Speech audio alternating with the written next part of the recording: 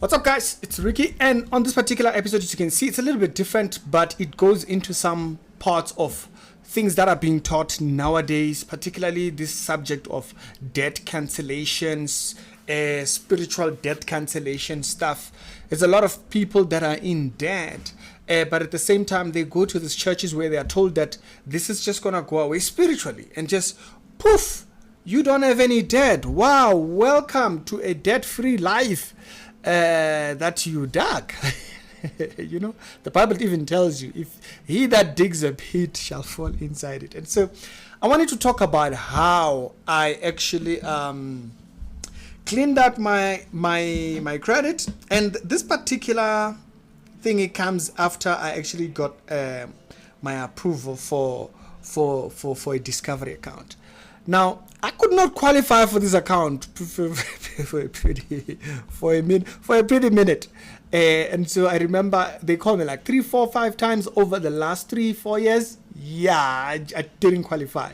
And finally I qualified, and I thought it was worth coming here and talking to you guys about it and how I cleared that, and also how that actually thing. Now, am I going to cancel my credit? No, I'm not going to. Am I going to cut my credit card? No, I am not going to. Right now, I hold a Time Bank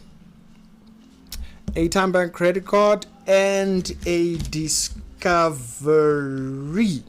I was gonna take a Capitec, but then someone would ask why so many credit cards. Actually, if you think about it, it's actually good that way when you have more than one. But if you have discipline, we'll talk about the discipline part in a second, so that your utilization, how much you're using on that card, it's lower.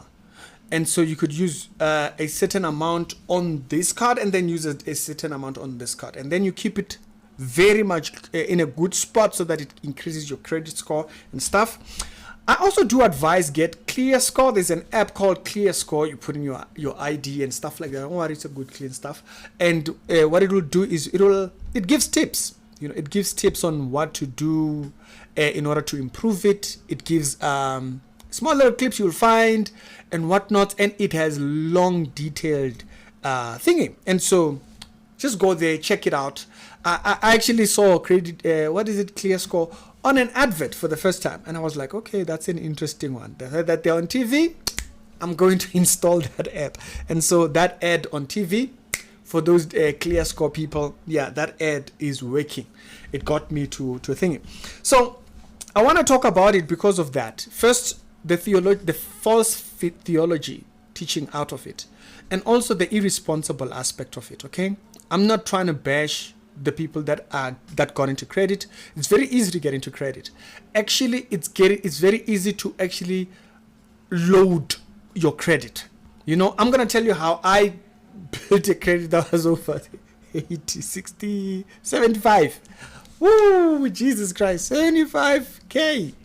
And I'll tell you how and why I bought those particular things that I was buying at that time. I can simply say that it's not responsible. It was not responsible, yes. But at the same time, I think I met an accountant that actually said, Ricky, what's your credit like? He looked through it and he was like, oh, okay, it's okayish, but you have very bad utilization. And so that's one thing that he actually hinted for me. So now, like for instance, right now I'm just coming from outside, pay off my Mr. Price thingy, and also my TFG thingy card and stuff like that. And so I have a date. 24, 25 are the days when I actually, and also did my rentals, is the day when I pay off everything so that I don't forget. So I go run and pay off everything. Now people say you can do it on the app. No, I like in person. I want to see it. Okay, the money went through. Okay, good. You know? And so let's go back into the subject of how I got into large credit. Then I'll explain why it is irresponsible for a Christian to be thinking about debt cancellations and stuff like that, and the scriptures that they apply to it, and how irresponsible that what they are saying is. Right. And so first, for a very long time, I did not have any credit score whatsoever. I didn't even have a card, like a Mr. Price card. I didn't have nothing. I didn't know about it. Why? We were taught credit card or credit is bad. And this is terrible advice, guys. This is extremely terrible advice. There are things you cannot do without credit. Like, there are things you just cannot do. Like, let me show you one. Someone says, no, okay, you mean buying a house? I'm likely not to buy a house. You don't know that. You don't know that. And sometimes you might be at a market where you find you want to buy a house, and then you have the money, but you don't have the entire amount. And you find that you are just short of a little bit. And that money, you might have to go and get a credit. And because you don't have credit, they will bill you on a high interest rate because you are a risk at that point, right? And so it helps building it. So like, say for instance, if you doesn't have any credit, go and try and apply for things. Yeah, they're going to bill you a little bit higher, okay? And so that's one thing. You just never know when it's necessary. Now, the most important experience which I had with the need of a credit card was when we had a trip and we were a little bit too many and we didn't want to have to take 2 cars. And so it was cheaper for us to go with 1 car. Ooh, look at this one. So we needed a 7-seater basically. And none of my of my family had a 7-seater. And the other family members that had 7-seaters were all full. There were 2 7-seaters that were already full that had gone. So we needed to rent a 7-seater. Guess what? There is no company. Zero. There is no company. Maybe there's others, maybe somewhere else. We didn't reach them. But the ones that you are likely to find at the airport and all those, the people that are likely to do it like this. I did it with Avis. We did it with Avis. They needed a credit card. It's very hard. Let me not say there isn't. It's very hard finding a company that does not want a credit card. And if they don't want a credit card, they're probably going to want you to make a deposit of a higher amount. So it is and guess what? Ooh, Jesus. Listen, it was actually my brother-in-law that had a credit card, and his credit card was not even that big. It didn't have like a credit limit of about 10,000 or something. No, I think his credit limit was like 2,500. Yeah, but he still qualified to sign for that. They just need you to have a credit card. And so, that was one of an experience that showed me it's important to have a credit card. Sometimes you might think, but you don't know where they're going to need it. Fine. Now that we've sorted that part out, okay? So I would advise people get as a person is growing into thingy, try and start early. Build a responsible spending habit very early. Being responsible with money, finance, and stuff like that.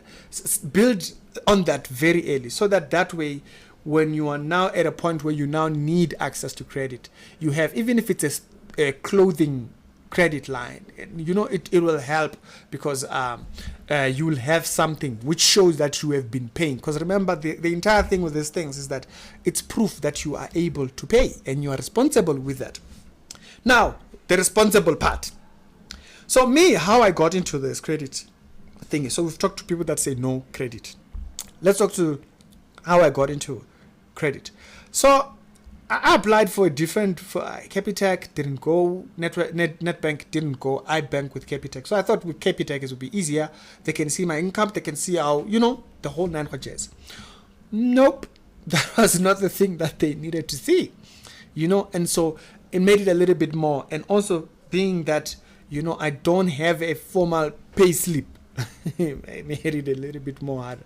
And so that was kind of like a point of difficulty there. Now, finally, I did get one with Time Bank. And I can't remember what actually made it that, but I can remember this particular point, which I will hint. This thing of having people phoning you for how much you owe, that stuff messes up your credit card. And so I had an issue with FNB. I opened an account, and it was not even a thingy. I didn't know that they had put the high fees one. That thing was just chopped through my money, and I just left it. I'm like, trying to play boss mentality. Suga, they'll see where they get the money. It's very irresponsible. Don't do that. And so as a result, that hit my credit extremely bad. Extremely bad. Because when FNB then took that negative balance and they submitted it to some lawyer people, that completely went straight to my credit thingy and just kind of messed up a lot of things. I had to sort it out. I had to pay those lawyer people. I had to pay the what, and went down to FNB. Y'all close this account. I don't know what you guys were doing with this thing. So I had a bad experience there. So then TymeBank called me and they told me my credit line, hey, you qualify for this and this. And so I had already been reading up after the FNB thing. I had been reading up about credit, building a proper credit score, all those things. And so, and it was also one of the reasons why I did not want an informal staying space, like a place where the statement is not in my name. I needed a place where the statement came and it had my name. And so that, because sometimes some places give you a nonsense over that. It doesn't really matter for a lot of things, because at the end of the day, I'm still using the old Capitec address, and it's not even the current one. And so I qualified, they gave me a card. And so what happened is that I went to the time when I started upgrading my gear. This was where the credit came, because a lot of people say, like, as long as you spend, they see it. So, and also you're paying your thingy, you're paying the amounts that you have to pay monthlies and stuff like that. So I hated how high those amounts were. I'm like, what is going on? Because I started calculating. I keep track of every single transaction. I have an app that is called Money Manager on Google app. And so what it does is you can put in every transaction. Like, for instance, right now I bought pap, I bought bread, and I bought some face wash, a toothbrush thingy. You see, so those things I'm going to write them down. Every single time I do a transaction, I write it down.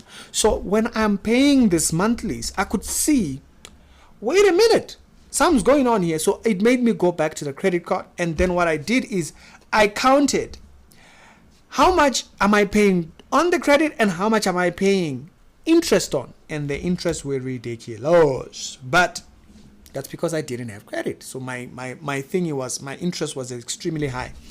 So what I did, I said, you know what, even if I go hungry for a couple of months, I gotta sort this out. So I brought it down, until it was at a point of about 60% of my credit. I had used like 90% of my credit. Woo! And so remember, you just keep going up, in and up and down. And sometimes I'll pay the rent with it, and then I'll just leave it, and then pay. And so over time, I would get these calls, like people call me, and then I would want to hear, do I still qualify? Am I good? Is my score? And also, I used to use the note on Capitec. You see, on Capitec, if you go to, what is that? The toggles thingy. There's a widget toggle thingy, and then it tells you credit rating, credit ratio, or whatever. It just says average. It tells you if it's in a bad place, if it's average, or if it's above average. My credit will keep going average, below. That messed my head up. And so every single month I would check it, and I'll see it's here now, then it's here, then it's here. I'm like, what's going on? That's why clearscore is better, because clearscore gives you a number on it instead of this the one that you see on thing. So with that, I was able to have a clear head about it and to understanding what was happening. Because I kept having people call me about thingy, and then they log it in as what is known as an inquiry. I didn't even know that was a thing that can hit your credit. Not that bad. Okay, it will do that 1 month because an inquiry gets filed, and then and then once you start paying, it goes back up. And so I would have so many people call. I'll just say, take the call, and then the whole way.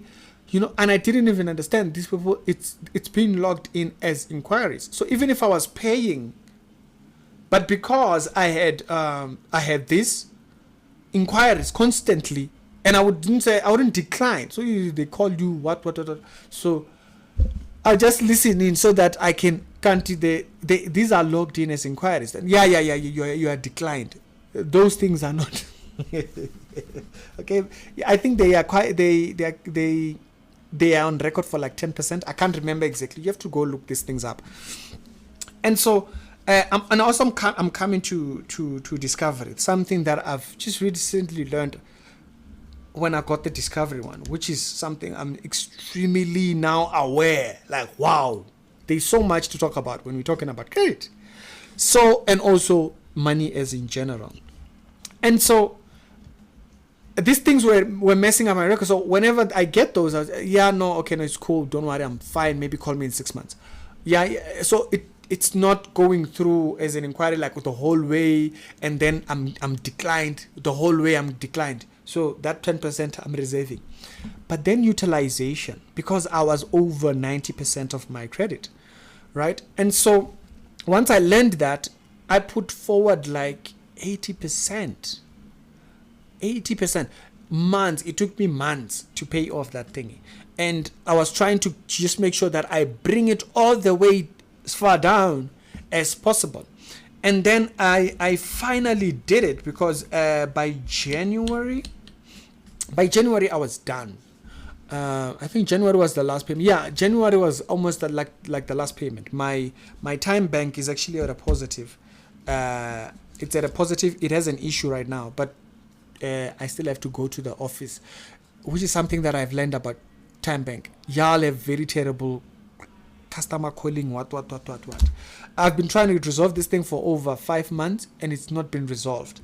And so it's best to go to the office, because they don't help you. They'll just transfer you.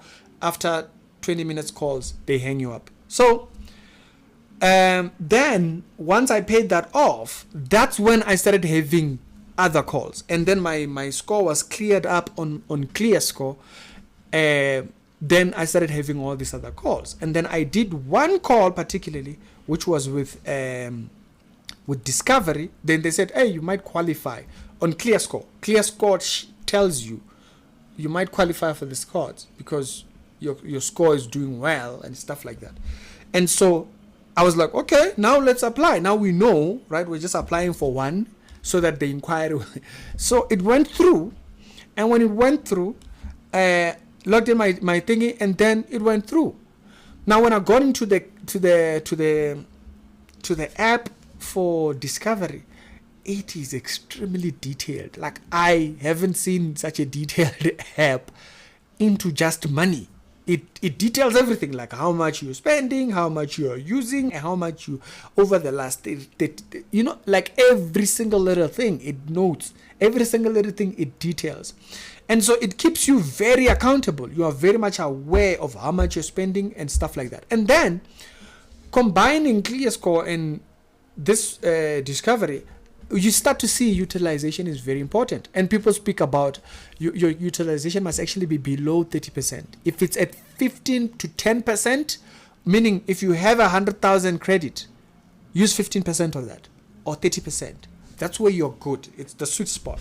I was just using. I didn't think too much of it. Kanti, if you're above that, they see you as you need too much money. You see, that's how it messed up my credit, and I couldn't qualify for things. So now I paid it off, completely paid it off. Okay, so right now I'd been learning about how to kind of manage this thing, and I watch a lot of before I take an advice. I will watch many people for a period of months before I actually say, okay, now this must be credible, and then let me try it this way.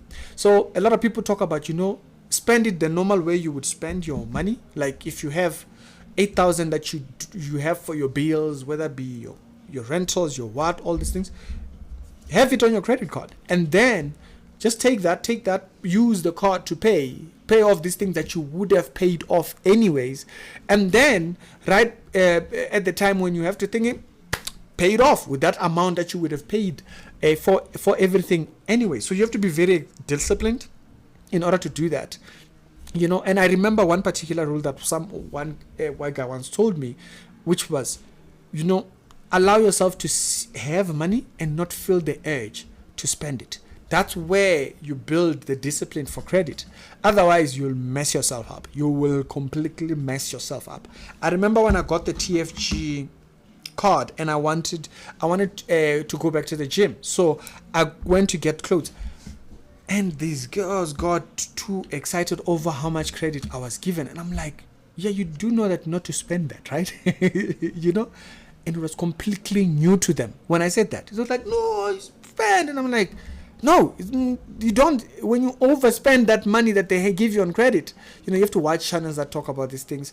It actually makes it look a little bit desperate. So you have to use low. Now, the reason why having more than one card is beneficial is that then, let's say for instance I have 50,000. Let's say I have 50,000 on this one and I have 50,000 on this one, and my credit utilization for 10% is 5,000 here, is 5,000 here.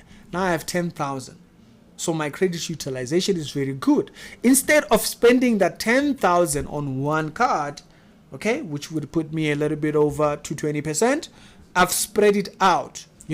It doesn't have to make you a little bit more responsible, but just like me, you might have to log in a certain day where you go to paying all these things. So let me talk about why it is irresponsible for people to be expecting debt cancellations. Yeah, if it comes, it comes. If they happen to cancel yours, they cancel yours. But also don't fall for companies that say, hey, we can cancel your debt and what, so that you pay less premium.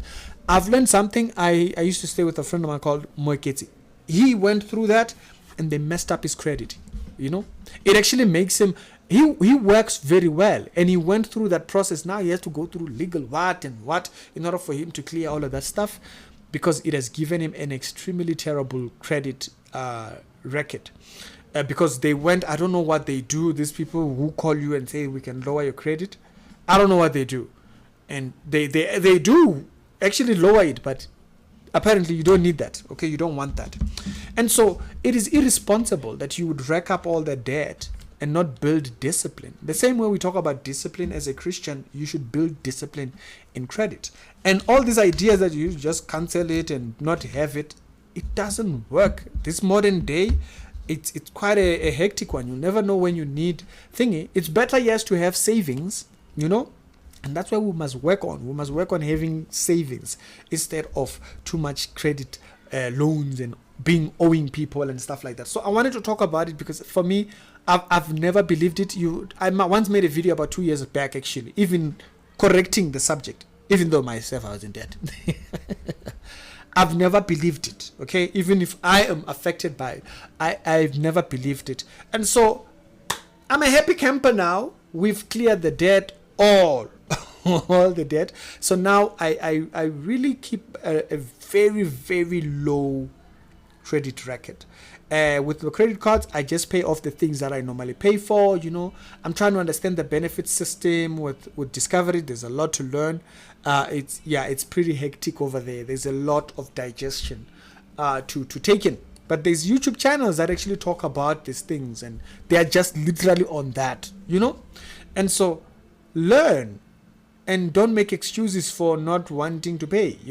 Remember that this was things that you got yourself into. Like, it's a debt that you incurred. I got into it because I was trying to get camera gear and stuff like that. Buying the A7s was not cheap. I racked that up on my credit cards, and then I also got a cinema lenses and stuff. Those things are a bit expensive, and I don't have one A7. I got two, and then I got a thingy. Ooh, Jesus! It just becomes too much, I then did have a very bad record, a very bad camera. To take it back, I had losses there, and stuff like that. And also when I had to get a desktop, you will see now I run HDMIs directly into my recorder. I had to get another a laptop, so I to fix up my equipment thingy. And also once I had seen like the quality that a full frame cameras give you, I was like, we're not going back, boys. We are going all the way in. And so I wasn't spending it on like reckless things. I was spending it on things that I might have waited, but the problem with camera gear is that it might go on special at one time, and then for a very long time you don't have thingy. And so I had found a good gear at some secondary stores, and it was going for very good prices, and I wanted to let's just get that done and thing. And so that's how I got into bad credit. It's not because I just go out there spending, but either ways I've noticed spending is spending. You know, there's a little thingy that comes up. There's a little you that just creeps up and tells you can do it, man. You can spend that, don't worry. Who will be fine? Nope, that's a deceiving voice. It's your pride. Yeah, I know. You know, you feel like you can manage. No, yeah, you know, spend that. I don't like that. That's why you hear me always talking about, you know, when I go out, I charter my path. I'm going here, I'm going to buy this. I'm going here, I'm going to buy this.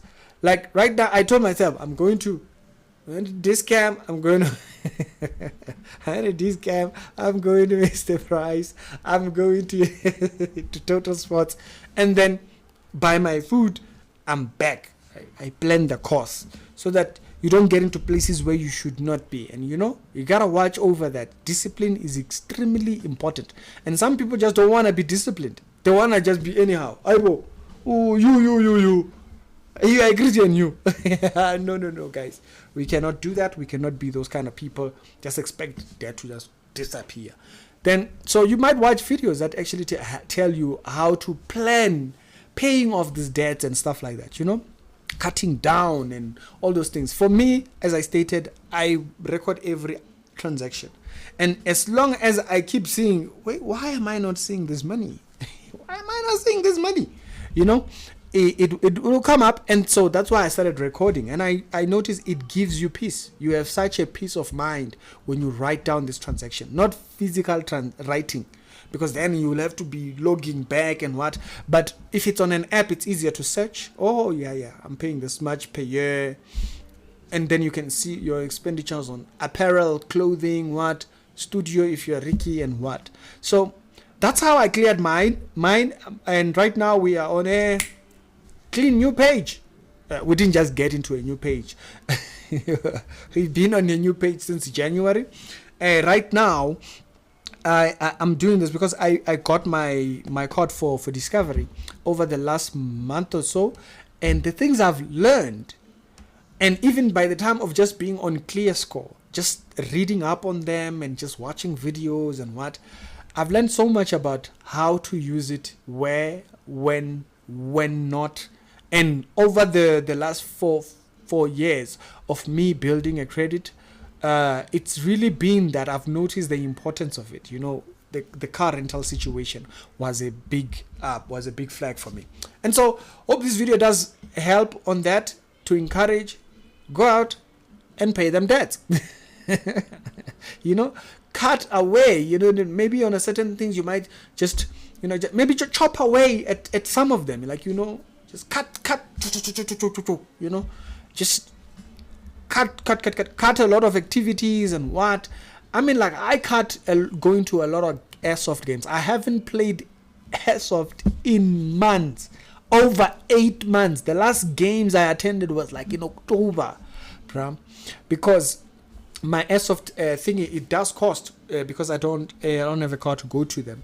And so getting a thingy, bolting and what, because I do carry a lot of gear when you go to an airsoft game.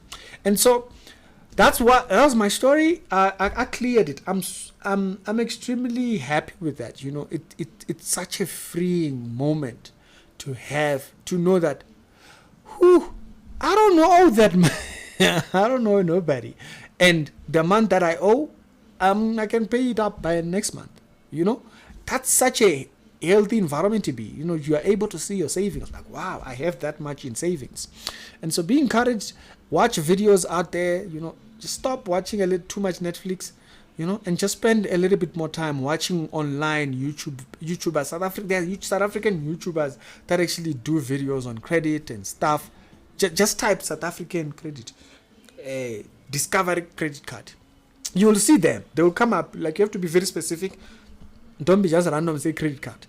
Be very specific. South African names of cards and stuff, and then South African YouTubers will come up who talk about this stuff, and educate yourself and go out and do that, and may the Holy Spirit then guide you at how to lead yourself in your spending, and also start recording your transactions. It will help you a lot. It's Ricky. It's better we be educated than to be ignorant and expecting a debt cancellation from nowhere.